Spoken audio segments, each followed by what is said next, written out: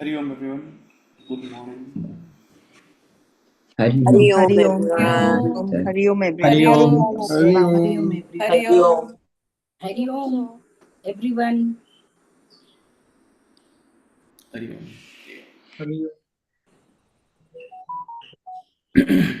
Sir garden में बैठे हैं, बरसात हो रही है। अरे वाह, वंडरफुल। यहाँ भी लाइए बरसात। ठीक है। यहाँ 40 डिग्री में तप रहे हैं। ओके। गार्डन आ जाओ सर। काश। Powering on. Okay, Connected. let's start.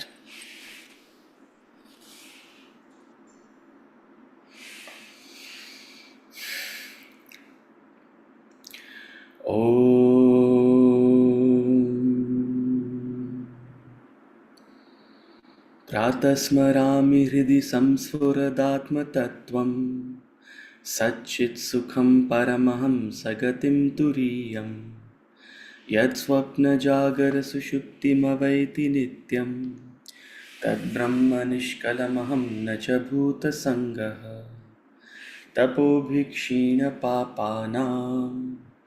शान्तानां वीतरागिणां मुमुक्षूणामपेक्षोऽयम् आत्मबोधो विधीयते बोधोऽन्यसाधनेभ्यो हि साक्षान्मोक्षैकसाधनम् पाकस्य वह्निवज्ञानं विना मोक्षो न सिद्ध्यति।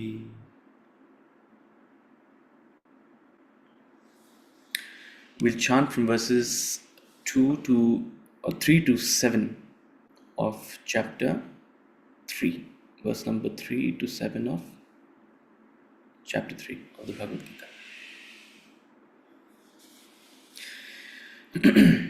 Shri Bhagavanuvach Lokesmin dvividha nishthaha Pura prokta maya nagha Jnana-yogena sankhyanam Karma-yogena yoginam.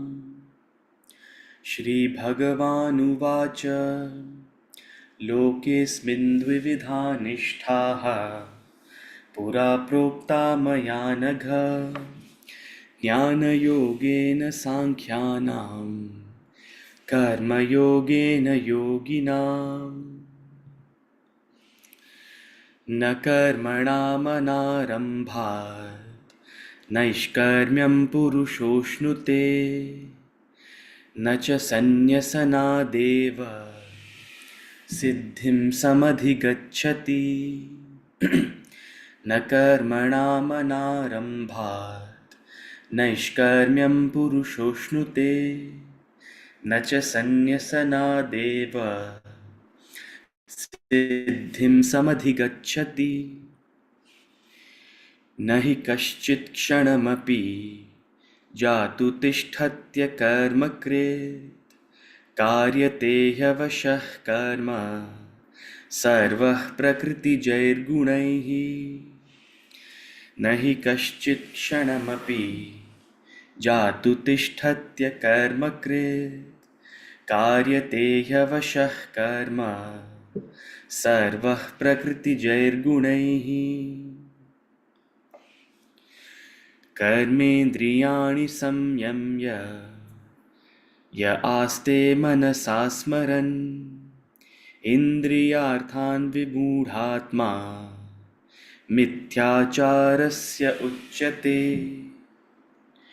कर्मेन्द्रियाणि संयम्य य आस्ते मनसा स्मरन् इन्द्रियार्थान् विमूढात्मा मिथ्याचारस्य उच्यते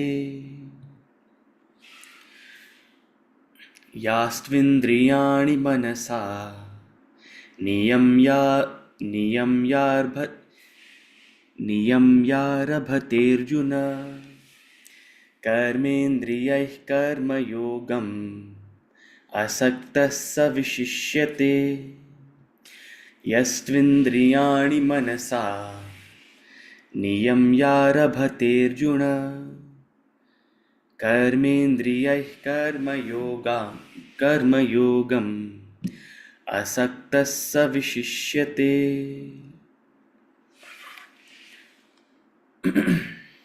Okay, we started Karma Yoga, the path of action, the chapter on the gospel of action in the previous class, which started with Arjuna's question. And Arjuna's question stated quite frustratingly that, oh Lord, on the one hand, you're preaching this highest subtle knowledge which is talking about going inward and turning completely objective, a witness to everything, becoming completely equanimous in all situations. And on the other hand, you're making me do this terrible, terrible action. So, which path do you actually promote? Are you promoting the path of knowledge or the path of action? Give me one clear path that I should follow. And to that, we saw the beautiful reply of Lord Krishna, which we will again take up in more detail in this class. There are it's a twofold path. Spirituality is a twofold path. If you have to divide it, if you have to understand it, it's a two-stage journey. One where you are an introvert, an initiate on the start of the journey, and the second stage is when you mature spiritually. The first is when you are an extrovert and you start on the journey, and the second is when you mature and turn introvert. And we'll see more of that in this class. But before that, are there any questions?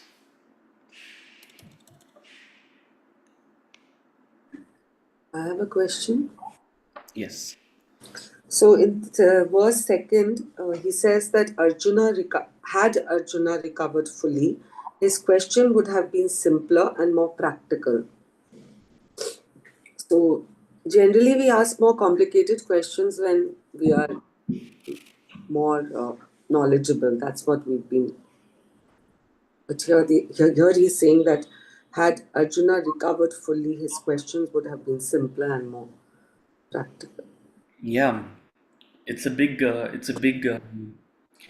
misunderstanding and a wrong belief actually, that the more knowledgeable you are, the more complicated questions you ask.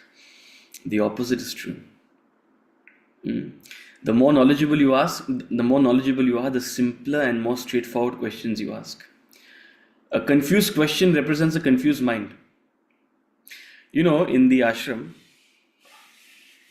we used to have two kinds of group discussions. We used to have small group discussion and big group discussion.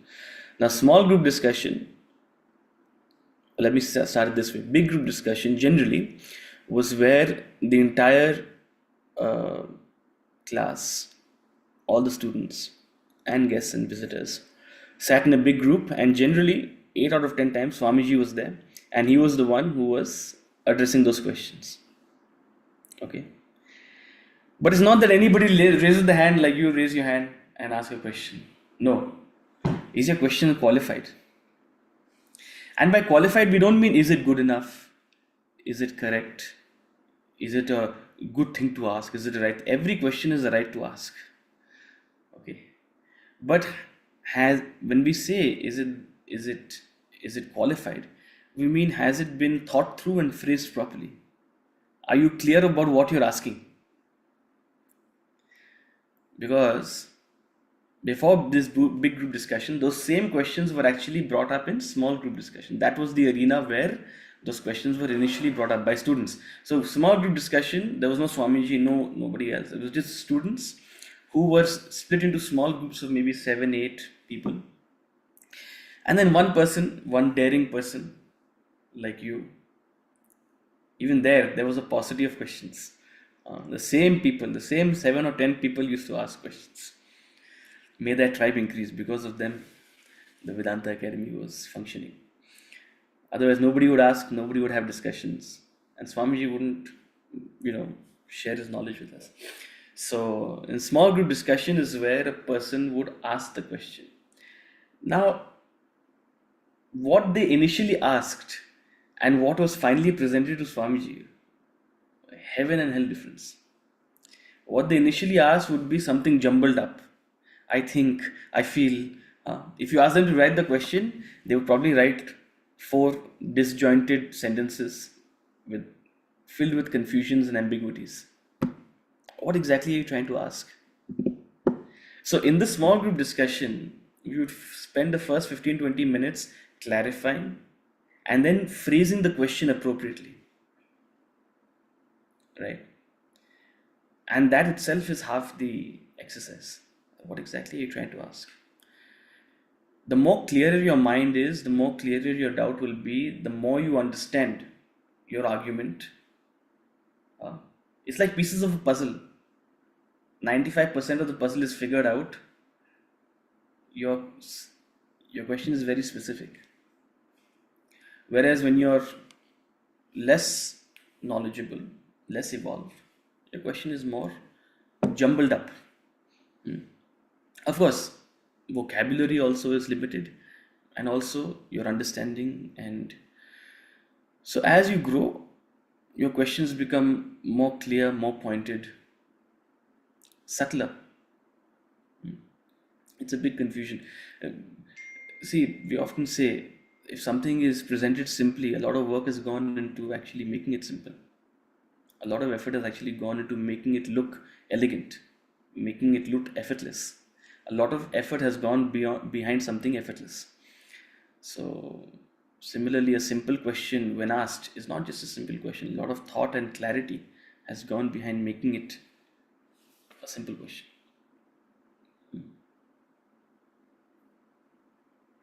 Yeah, Prachi / Ankit.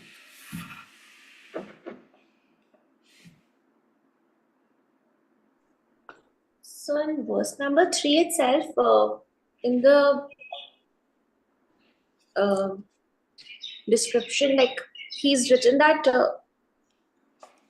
consequently one takes to a few actions, or this part where the contemplative, those with few vasanas do not react and respond much.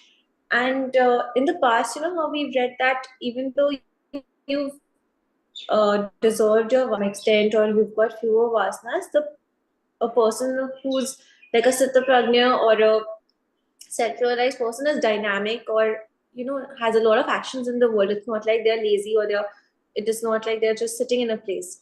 So what is the nature of actions with regards to this part where they are saying that the person has fewer actions in the world as a consequence? Yeah, I'll expand on it as we speak, but in a gist, their actions are fewer but more impactful. See, you can be restlessly acting but not be impactful.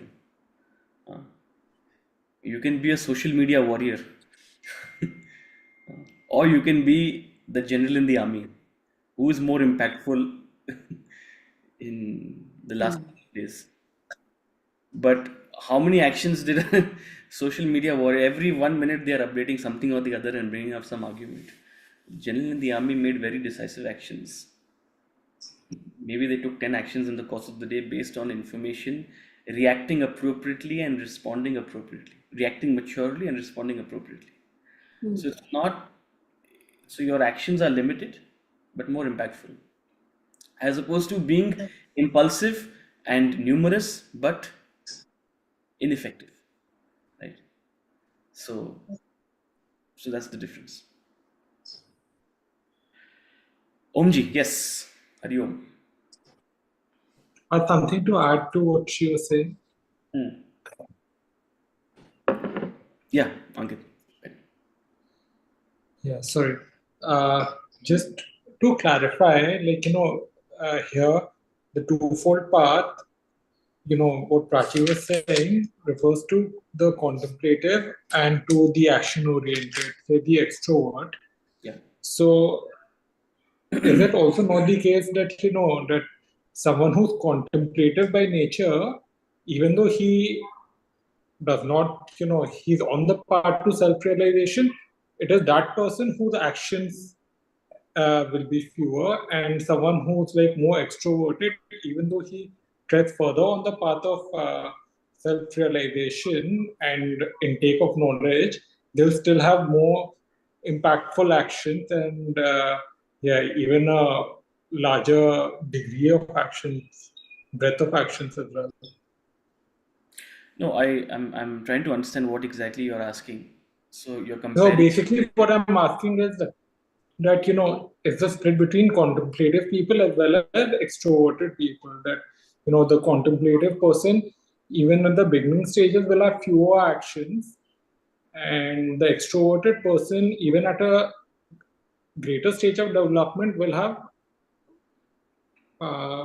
wider assortment of actions. No, let me clarify for you, and that's a good question you ask. I'm glad you asked this question. Because here we're giving definition to terms in a very specific context. Okay, what we are calling a contemplative person, what we're calling a sankhya, if I use the actual Sanskrit term, jnana yogena sankhyanam, that's the actual phrase used. Jnana yogena sankhyanam. Oops, it's not letting me. Okay. Jnana yogena sankhyanam means jnana Yog for the Sankhyas, what we're calling contemplative, right? By definition, this is someone with fewer vasanas. By definition, this is someone who is more evolved on the journey. What you are referring to, and quite rightly, is a person perhaps who is more intellectually oriented, as opposed to being one who is more emotional in nature or one who is more expressive in nature, right? Yes. So this word introvert and extrovert is used in a very specific sense out here. Okay. A lot of introverts are not truly introverts in the philosophical sense. They are introvert in the behavioral sense, right? Because of certain inhibitions, or because of certain past experiences, or because of just a personality trait, right? That they shy away from maybe speaking too much, right? It may be that they are, a little more sort of sorted in their head. It may be, but it may not be also. That's not guaranteed. So behaviorally introvert is different from being philosophically introvert, right? When we use the philosophical term introvert, that person may actually be the center of the party, may actually be the life of the party, may actually be a very loud and expressive person when they have to play their part in a social arena. They're an actor on stage. So to the world, they may be very expressive, but what's happening within? Internally, they're quiet. So a Sankhya is one who is internally quiet. A yogi is one who is internally a little, I, should I say dynamic, or should I say a little restless, helplessly restless, right? Externally, it may be whatever. So when the world uses the term introvert or extrovert, they're talking about their external behavior, right? And that is in its place. Here, when we're using the term introvert and extrovert, we're talking about the inner noise, right? Okay. Most of us may be introvert by behavior, but actually extrovert in nature, right? A lot of the times, what actually makes us introvert is our inhibitions rather than the actual absence of desire, right? So there's that distinction. So I'm glad you asked this question, but there's a distinction. That said, a person may be intellectual and a yogi, right? So the kind of action they take to is more intellectual. They'll be more aligned to come to a class and a discussion like this than go to a bhajan program, a katha, right? So that outward behavioral difference may occur, no doubt. That said, nobody is wholly intellectual, nobody is wholly emotional, nobody is wholly active. You're a combination of all three. Okay. Generally, people are predominant in two and dormant in one. Predominant in two and dormant in one. Someone is very active and very intellectual, but they have their emotional side a little quiet or a little dormant. They don't really relate much to bhakti. That wakes up, that arises in a different stage. But here, when we use the term active and contemplative, when we use the term introvert and extrovert, we mean in the beginning stages of the spiritual path and the latter stages. I'll talk a little more about it after Omji's question. Anji, Omji. Thank you. Hari Om Ji. Yeah, in the first shloka, Arjuna has addressed Krishna as Janardhan as well as Keshava. Now, would you like to tell the meaning of Janardana and Keshava? I don't understand. I don't find anywhere. So, what is the meaning of Janardana? There must be some meaning behind that. Yeah. So there are multiple names of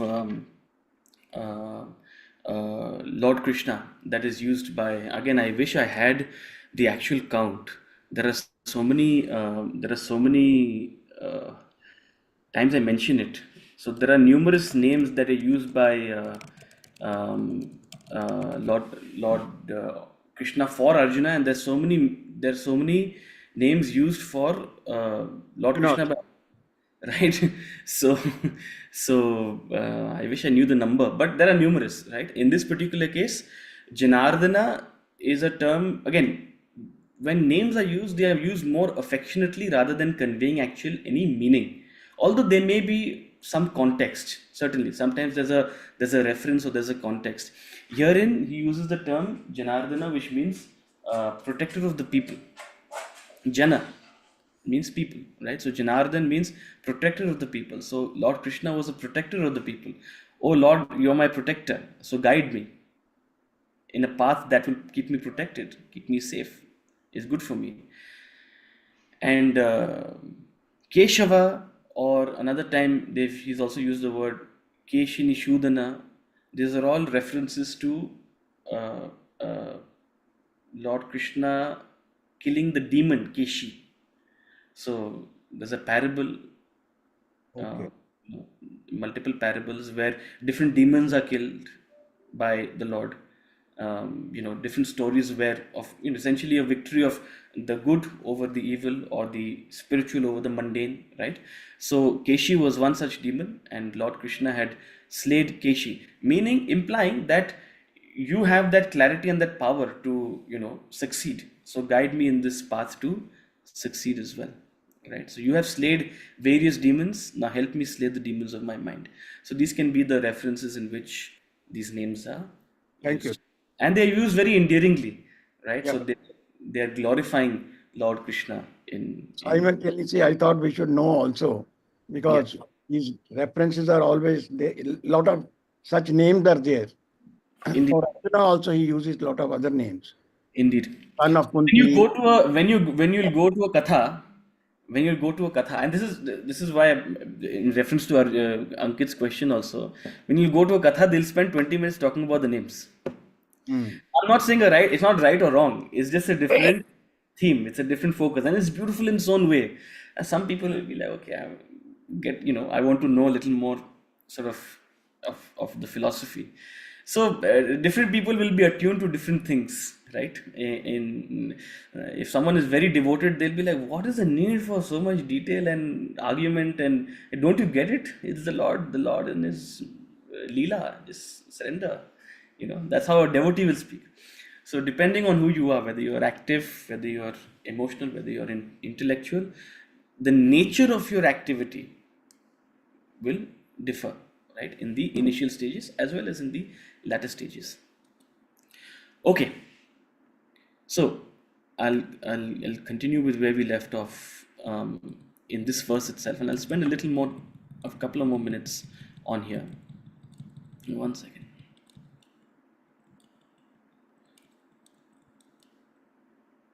So we've seen that Lord Krishna has presented a twofold path, different two distinct stages of the spiritual journey. One where you are in the latter stages. In the later stages is when you're termed a Sankhya, or you're contemplative, and it means you're an introvert. You're spiritually mature, where your vasanas have reduced in quantity and transformed in quality.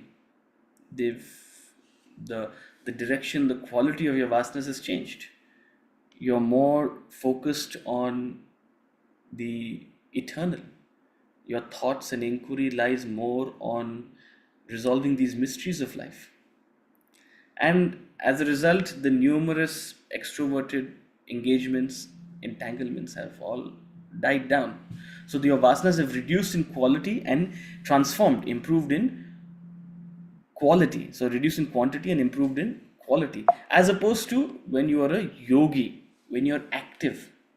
And that's a state of the initial stage of the spiritual journey, when you're an extrovert. So your vasanas are numerous in quantity. Your vasanas are numerous in quantity and they are mundane in quality. When I say mundane in quality, means your preoccupations remain with mundane matters. Name, fame, pleasure, experiences, family, attachments, wealth, legacy, glory, power. These are what you seek, or this is what your mind chases. So you're still mundane. So yes, there is an inner battle. You're trying to perhaps figure out what is meaningful in life, but still predominantly your mind is chasing these kind of engagements. So that's the stage where you need to practice yoga. You are a yogi. You need to practice karma yoga. The whole spiritual journey is about reducing these vasanas, the quantity, and shifting, transforming the quality of your vasanas from mundane to spiritual, mundane to more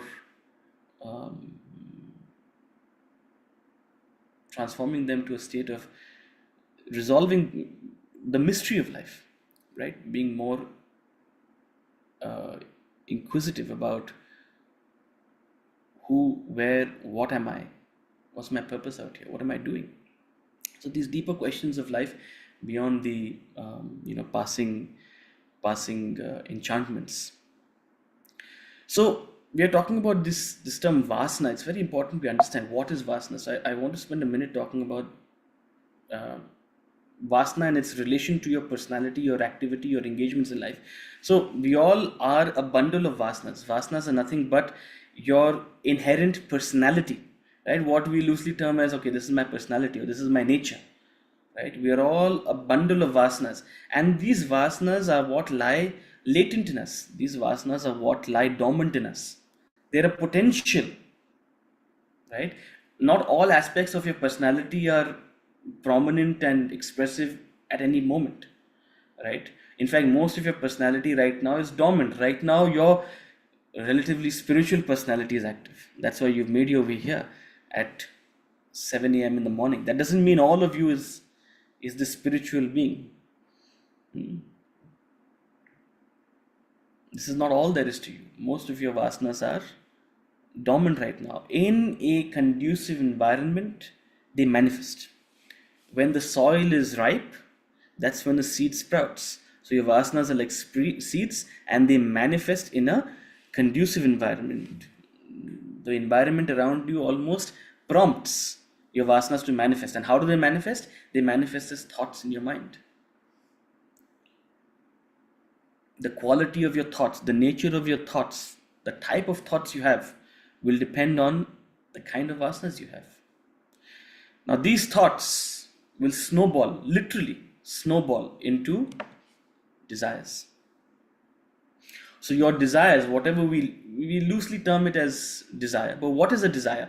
A desire is nothing but a stream of thoughts, a collection of thoughts, perhaps an uncontrolled flow of thoughts.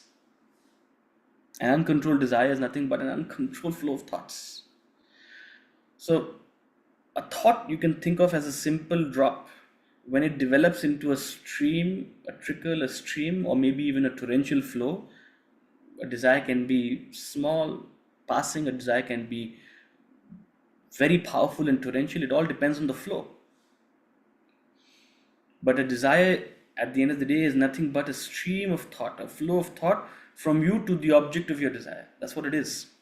And what brought about those thoughts? Your vasanas, your personality, your inherent nature made you think about it, attracted you towards it. And these desires are what force you, propel you into performing actions. The kind of actions you perform are wholly determined by the kind of desires you have.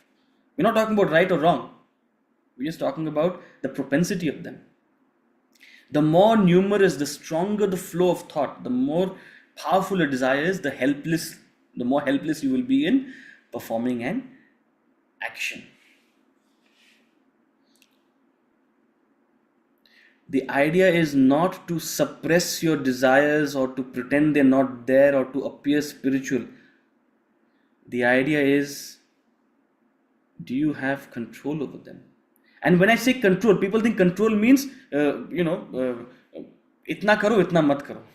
There's some imaginary line beyond which, there's some Lakshman Rekha beyond which, indulging in something is wrong. No, when we say control, it means, are you the one calling the shots, or are the desires simply leading you? So in control, what we imply is, do you have your own clarity of purpose? What are you actually seeking? What do you actually want? In what proportion do you want to pursue what? Do you understand the consequences of your thoughts and desires? All these things. That's what we mean by control. Are you in control? Or are these thoughts and desires helplessly leading you into your action? In the end of this chapter, Arjuna asks, I have understood everything about action, but yet, so many times we do things which we know is wrong, which we know we shouldn't do, and yet we do it. This is what he's talking about. The desires are so powerful that even though at some intellectual, theoretical level, we know I shouldn't be doing this, but yet we helplessly are propelled into acting, into saying something we shouldn't have said, into doing something we shouldn't do, into behaving in a way we shouldn't have behaved. So action flows helplessly from desire that is uncontrolled.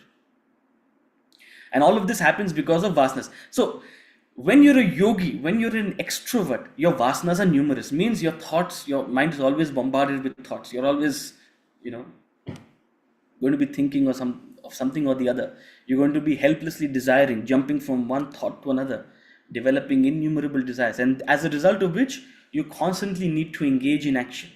There's a need for action. There's a natural need for action. You can't suppress yourself at this point. If you suppress yourself, you'll be frustrated. Which is why you can't, this is what it means by you can't turn into a Christ overnight. The spiritual journey is a methodic journey to slowly transform this top layer, this vasana layer. That's what spiritual evolution means. Spiritual evolution means the transformation of your inner vasanas. And that happens gradually. But so long as you have many vasanas, you need to act. You must act. And that's where you need the gospel of action. That's where you need karma yoga. How should I act? How should I function? How should I regulate and moderate my desires? How should I lead myself to acting appropriately? So that eventually I am in control of this flow. As you grow, the vasanas reduce, as a result of which naturally the thoughts in your mind will be more controlled and contained. You'll call the shots. Your desires will be fewer but more powerful, more potent. And as a result of which your actions will be more resolute and impactful. Right? Many vasanas, many thoughts, many desires, many actions. Fewer vasanas, fewer thoughts, fewer desires, fewer actions. No vasanas, no thoughts, no desires, no actions. Many vasanas, many thoughts, many desires, many actions. No vasanas, no thought, no desire, no action. That's why the spiritual state of enlightenment is termed as actionlessness, desirelessness, thoughtlessness, And that only happens when you have achieved vasanalessness. You can't achieve actionlessness by preventing action. You can't achieve actionlessness by abstaining from action, by running away from action. You have to turn vasanaless, automatically you will turn actionless. That's precisely what he's going to say in the next verse, verse number 4.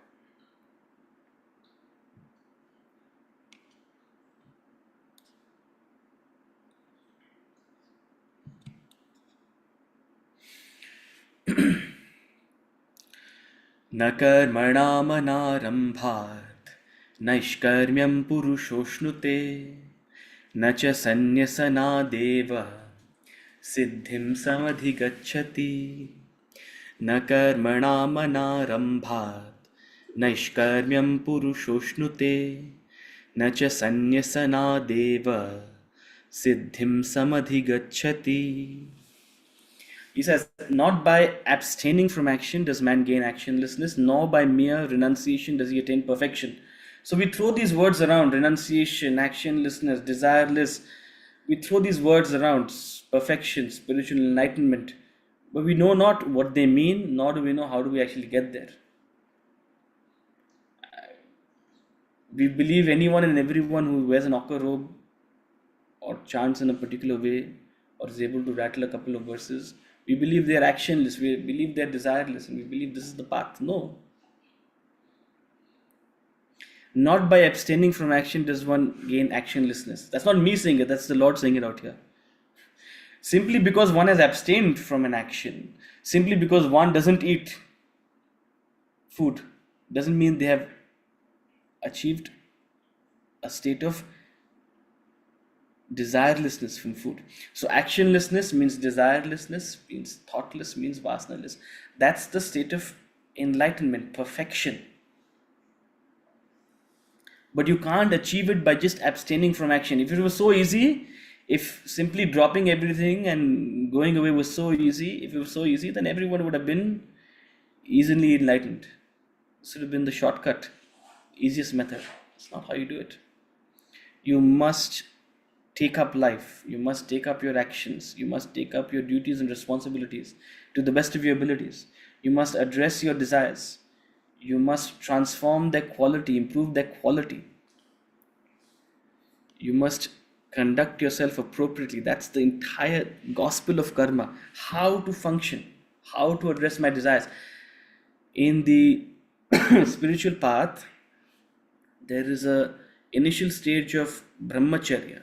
In brahmacharya, you learn, you study. But just by learning and studying, you don't become enlightened. If it was so easy, then everybody would extend their college careers. 4 years to 6 years to 8 years. Everyone who's done 10, 15 years of college would have been enlightened. If learning and study meant.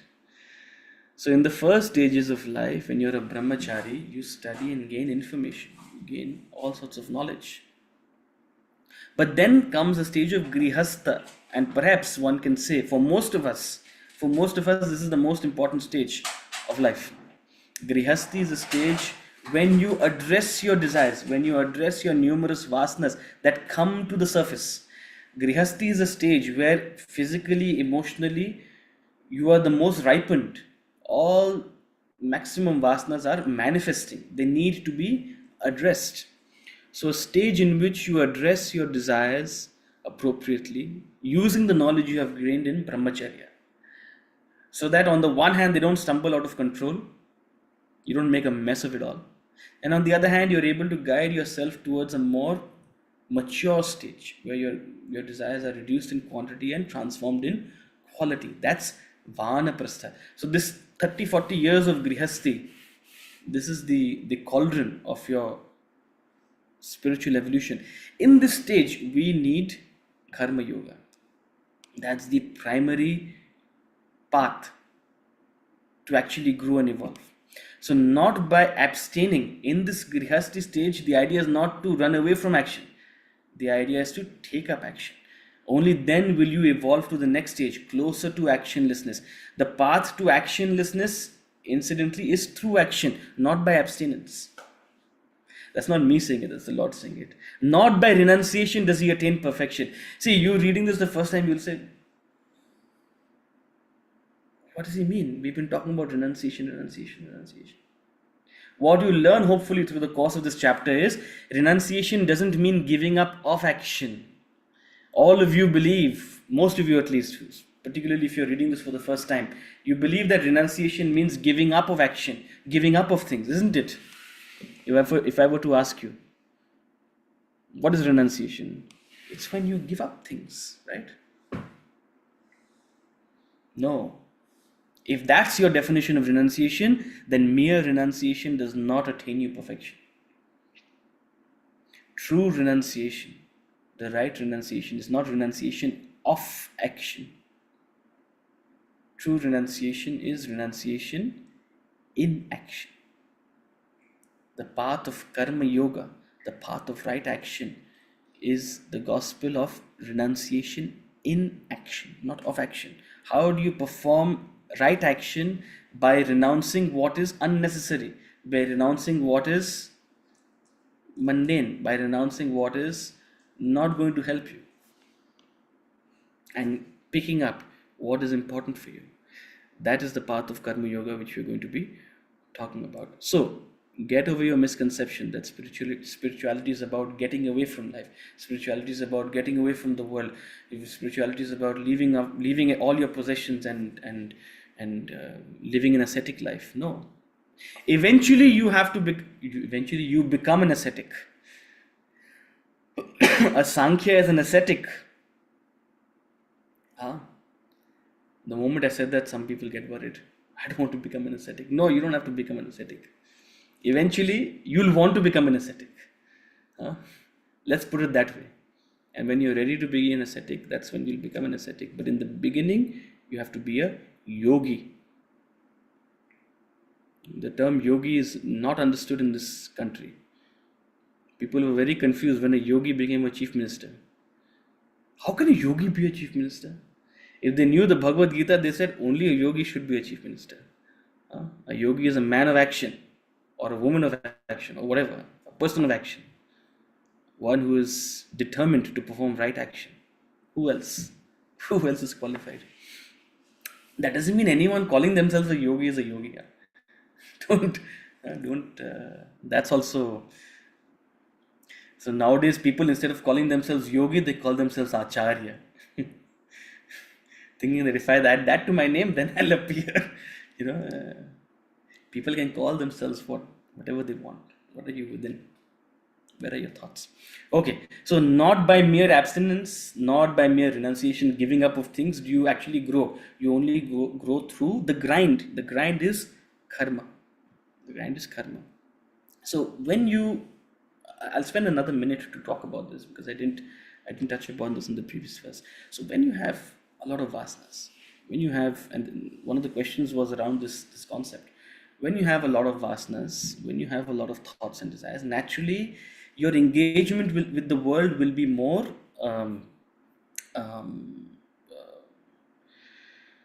predominant, right? So you'll constantly be in touch with the world. You'll constantly go through the three transactions of life. You'll constantly go through the three transactions of life, which is receipt, reaction, response. You're constantly going to be going through receipt, reaction, and response. Receipt means receipt of stimuli from the world. Now, stimuli is something you can't stop. So long as you're living, so long as you have senses. To be living means you have a body. To have a body means you have senses. To have senses means they're a gateway of stimuli into you. So you're constantly receiving stimuli in the form of sight, sound, smell, taste, touch, all sorts of stimuli you're receiving from the world. And inadvertently, you are reacting to the stimuli. Now, when do you react to something?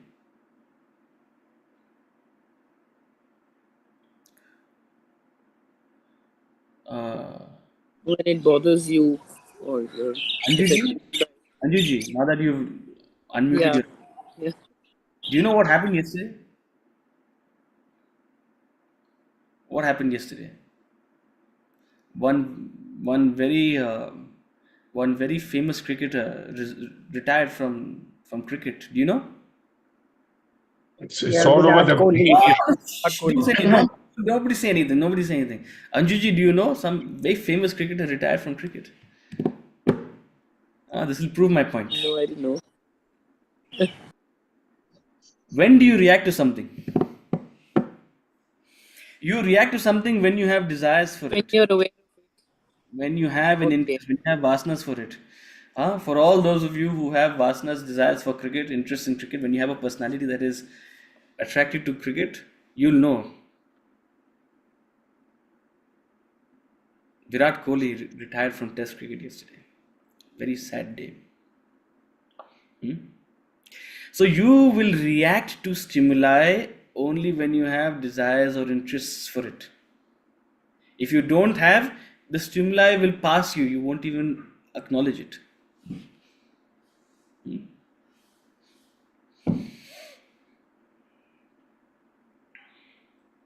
If I was left to myself in Gurgaon, I would be eating from the same 2 restaurants and going to the same 2 or 3 places. Thank God for my wife. She keeps taking me to new places. Why? Because the stimulus is all there, but you're just not built that way, right? You don't recognize what new places popped up, what new places opened. You don't react. You will react to stimuli only which you have strong desires for. If you have the desires, then alone will that stimuli cause a reaction in you. Otherwise, so now you understand this.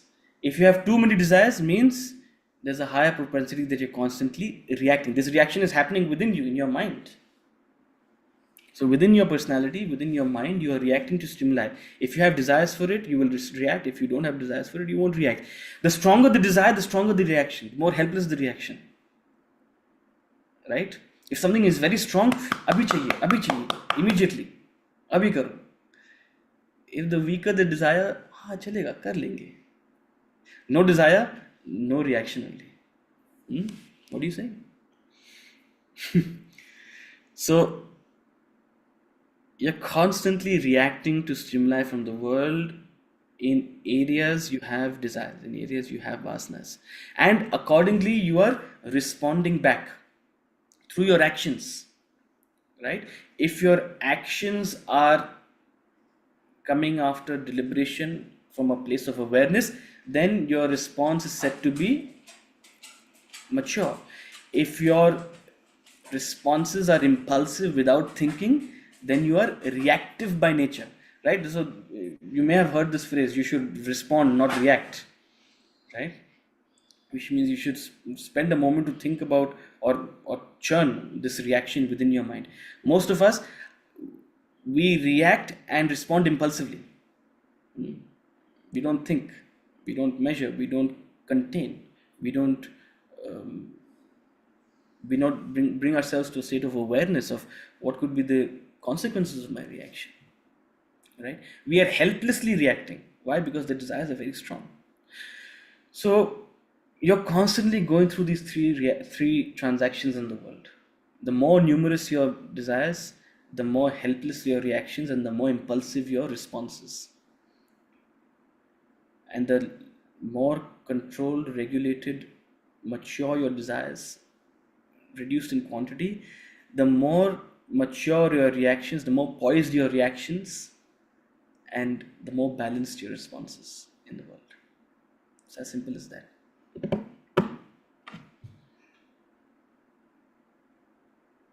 So spiritually evolved person doesn't react much. Ironically, a sleepy, disinterested person also doesn't react much. Tamas mimics sattva, which is why to most of the Rajasic world, the disinterested and desolate people are very similar to the evolved people. Tamas mimics sattva. If you put a tamasic person and a sattvic person right next to each other, they look exactly like the same. chances are the tamasic person is wearing om om om om om om om om om all over them, you know, the shirts you get in Rishikesh. So tamas mimics sattva. So the tamasic person also doesn't react much. A tamasic person doesn't respond. A rajasic person reacts helplessly and responds impulsively. A sattvic person reacts with awareness and responds with maturity, responds appropriately where there needs a response. Huh? See, Rajasic people are social media warriors, helplessly typing something or the other, coming up with new theories every moment. Especially if you are active on social media, you'll know last couple of days, especially in this war scenario. A sattvic person, a mature person, will do fewer actions, will react appropriately and respond in a more measured way, but have more impactful actions. This is to what Ankit was asking in the beginning, right? I said I'll touch upon it. Okay, verse number 5. Nahi kaschit kshanamapi jatu tishthatya karma krit karyate yavashah karma sarvah prakriti jairgunaihi nahi kaschit kshanamapi jatu tishthatya karma krit karyate yavashah karma sarvah prakriti jairgunaihi. None can ever remain inactive, even for a moment. These are truth bombs being dropped by the Lord. So in the previous verse, he said that simply abstaining from action will not get you anywhere. Simply putting on this act of renunciation will not get you anywhere.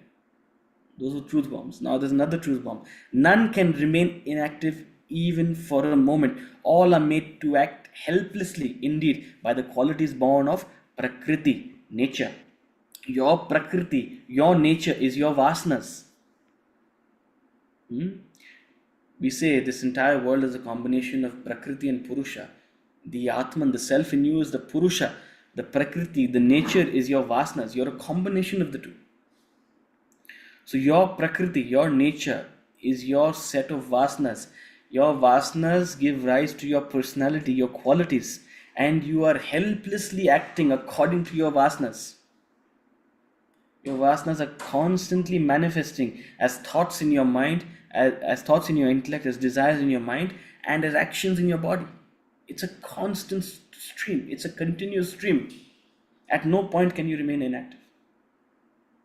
Inaction means death.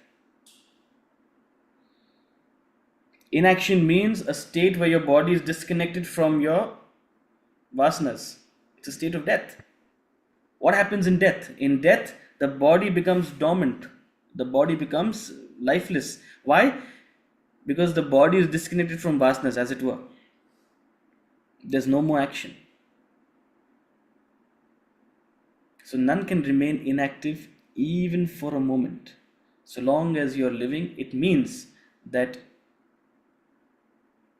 you have vasanas and you must act. If you try to suppress it, it will only lead to frustration. If you try to suppress something, it will only grow in intensity. Right? So, or if you try to do something out of turn, then your nature will come back with greater force. It will force you into doing what it bids you to do, your nature. So all human beings are a combination of three gunas. This term Prakriti, this term nature, what it refers to is three gunas. Prakriti is composed of Traigunya. And these three gunas are Tamas, Rajas, and Sattva. Tamas is the quality of inertia, the quality of heedlessness, the quality of laziness. Rajas is the quality of passion and agitation, excitement and fervor. Sattva is a stage of maturity and contemplation, a state of poise and equanimity. So your nature is a combination of all of these three. You are part tamasic, part rajasic, part sattvic. And accordingly, you're taking up actions. In fact, later in the Bhagavad Gita, we'll see very comprehensively the definitions of tamas, rajas, and sattva in their various expressions, in the kinds of thoughts you have, in the kind of desires you have, in the kind of actions you take up, in the kind of actor you are, in the kind of steadfastness you have, in the kind of happiness you seek, in the kind of food you are attracted to, in the kind of charity you do, in the kind of consistency of purpose you have. All of these are described in these three terms in tamas, rajas, sattva. So you get a beautiful template. You get a beautiful template of understanding where you lie on your path of evolution. So we've been talking about going from active to contemplative. We've been talking about going from extrovert to introvert. This is your template to measure how far you are on the journey. The more sattvic you are, the more introvert you become. And when we say introvert, we don't mean outwardly introvert, right? We mean inwardly introvert. Outwardly, you may still be expressive, but inwardly, you're quiet and you're poised. The more sattvic you are, the more introvert you are. The more rajasic you are, the more extrovert you are. The more tamasic you are, you're as good as a dead body. You're inert. You're a stone or a vegetable. Let's not even talk about it. That's what it is. If you're tamasic, you're as good as not even worth talking about. If you're rajasic, it means you're extrovert and helpless and jumping around like a chicken without a head. And if you're sattvic, you're introvert. So wake up the tamas in you. Use karma yoga to transform the rajas in you and turn sattvic. Then we'll talk about Sankhya. Then we'll talk about meditativeness. Then we'll talk about all those bigger and better things. So you cannot remain inactive for even a moment. So don't think that you can jump the gun. Don't think that you can turn into a Christ overnight. Right? And we'll take up one more verse. What happens if you try to pretend to be Christ? What happens if you try to pretend to be Christ? The Lord has a name for you, and a beautiful, beautiful verse. Karmendriyani samyamya ya aste manasa smaran indriyarthan vimudhatma mithyacharasa uchyate. Karmendriyani samyamya ya aste manasa smaran indriyarthan vimudhatma mithyacharasa uchyate. He says, if you try to abstain or if you try to suppress your nature, he who restraining the organs of action sits mentally indulging in sense objects. He of deluded understanding is called a hypocrite, a mithyachari. So you have to look at this verse in context of 3, 4, 5, the previous 3 verses. He's talked about being a karma yogi. He said, by abstaining from action, by simply giving up things, you cannot evolve. By simply suppressing your nature and pretending to be otherwise, you cannot evolve. You cannot gain actionlessness. But a lot of people, they think that, if I abstain externally or if I restrain externally, or if I simply put on a garb, or if I simply change my environment, or add another I to my name or a U to my name,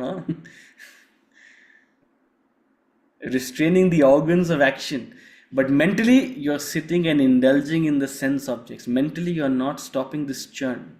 Mentally you're allowing your thoughts to flow. He who restrains externally, who suppresses externally, but continues to maintain this thought indulgence, they are a hypocrite.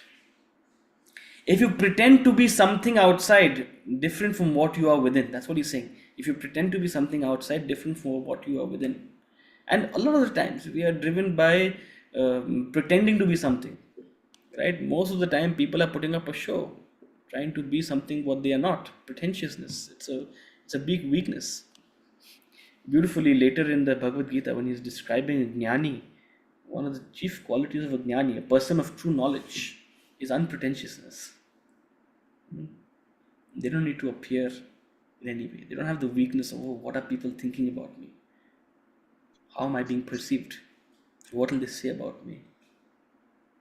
That doesn't mean they dress in rags and tags necessarily. Some of them do. But they don't have the weakness, right, of how am I being perceived. But for most of us, we are so caught up with how we are being perceived that externally we try to put up a show. The kind of thoughts we have. We try to pretend, oh, we feel a certain way. We try to pretend we think a certain way. We try to pretend we're knowledgeable. We try to pretend that we don't really want something when internally we want it. He says, if you live like this, mithyachara suchita, you're a hypocrite. There's no other name for you. So stop being a hypocrite. Don't need to be pretentious. We all know. We're all swimming. We're all sailing in the same boat, my friends. Don't worry. If you try to look too good or talk too wise, you're letting us in on a secret. The best of people don't have anything to show. Don't need to show anything. Right? There's a beautiful poem called "If," by Rudyard Kipling. And in that poem, he's counting out many virtues. So he's saying, if you can do this, if you can be this, if you can be like this, if you can do this, all these are virtues. If you can actually possess these virtues. And then he says, and yet nor look too good nor talk too wise. Means you're not sitting and giving others a lecture of how to be. You're not talking too wise, nor are you trying to look too good. You're not trying to, feel like, oh, you're more evolved than others or different from others. Right? When you don't have those weaknesses. The best of people neither need to look good nor talk wise. They just are.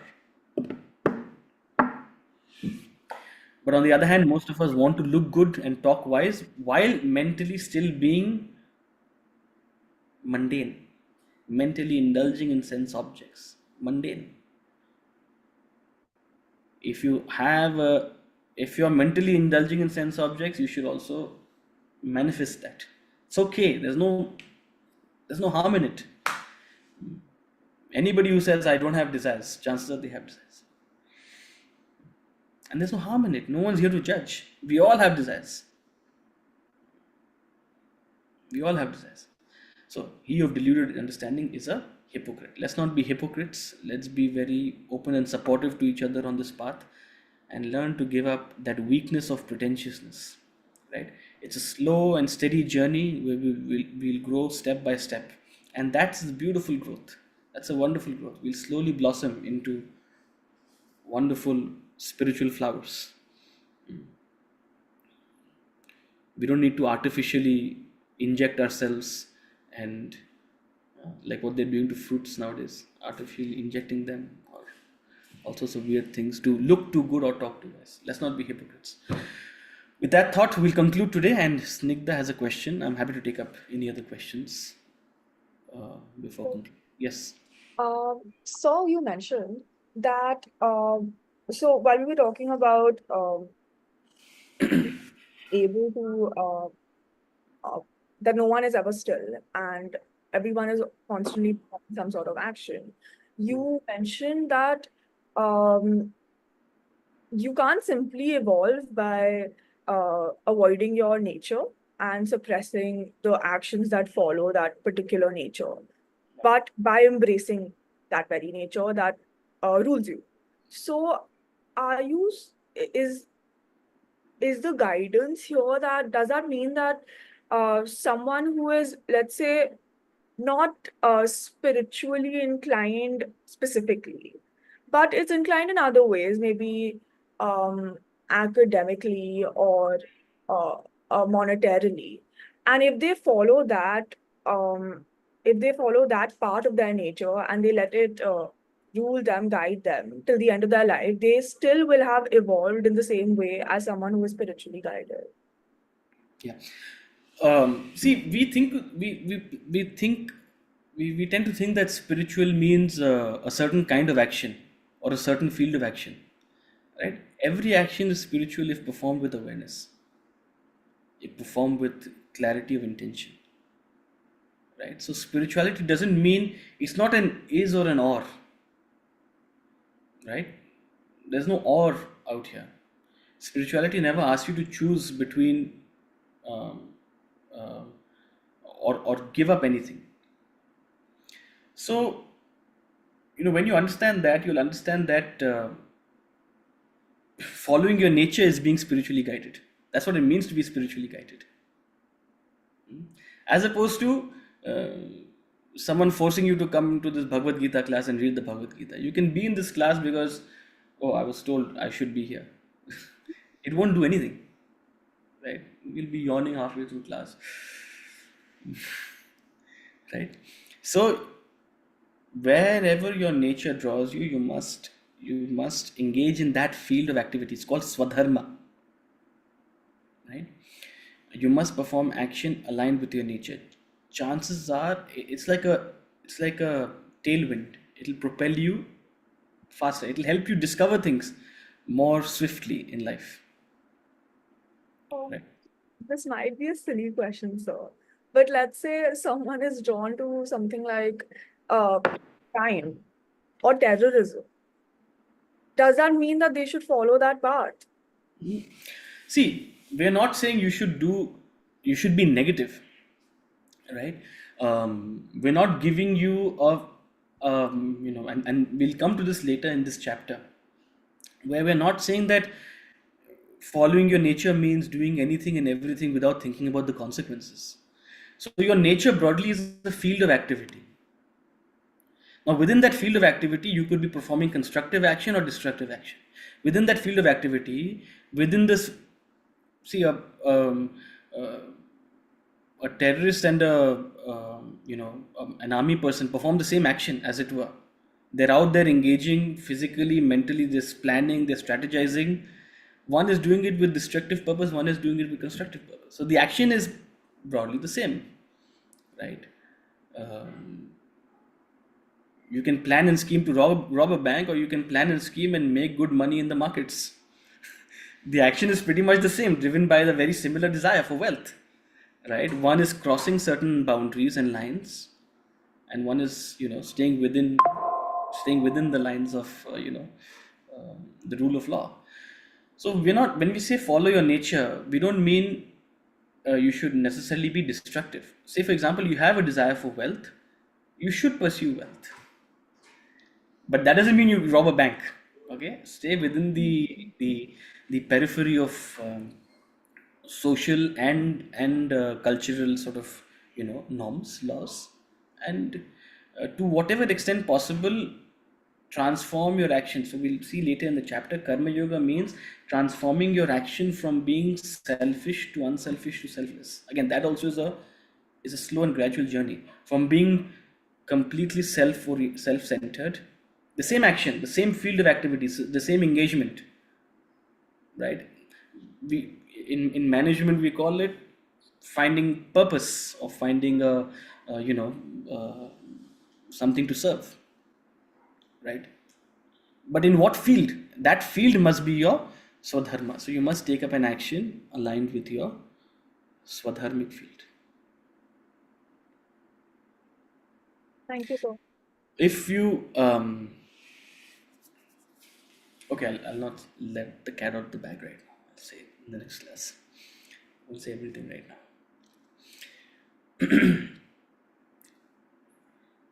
Just I prefer being called Utsav. Okay, so I've said this multiple times. So if you are comfortable calling me Utsav, just call me Utsav. Right? Okay. Any other questions? Yeah, you can unmute yourself.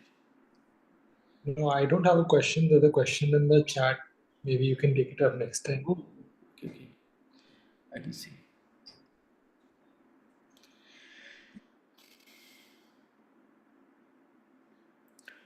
Yes, it's renunciation of attachment in action, correct.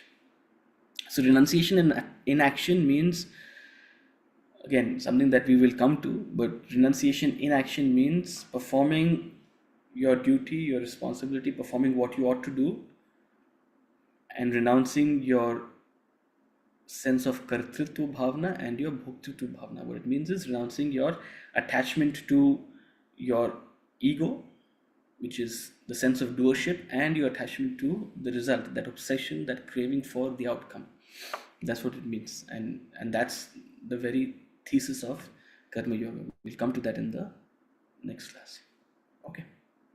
Thank you. Cool. Thank you so much. We'll see you again. We will not meet this. I'll let you know tomorrow morning. I'll let you know exactly in 24 hours if we're meeting on Thursday. Chances are we might not meet, but I'll try to make it work. We'll definitely see you next Tuesday. Thank you. Hari Om.